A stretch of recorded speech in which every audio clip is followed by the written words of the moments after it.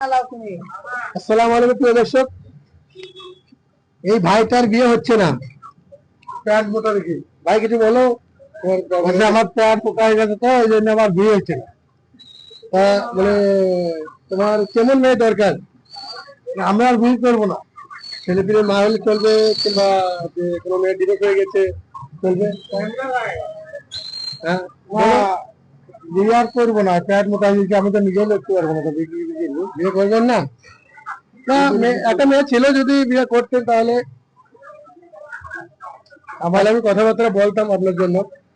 আমার প্যার দেখে তো মেয়ে পালাবে। বিয়ে করে কি করবো? বিয়ে করবো, কাঁদবে, প্যার দেখে পালাবে।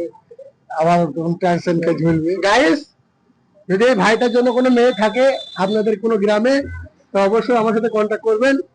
এই ভাইটার জন্য একটা মেয়ে দরকার। ভাইটা খুব ভালো মনের মানুষ। আমার টেনশন আর পারবো না ভাই, দরকার নাই বিয়ে করি। গাইস, যদি কোনো মেয়ে থাকে কমেন্টে জানাবেন।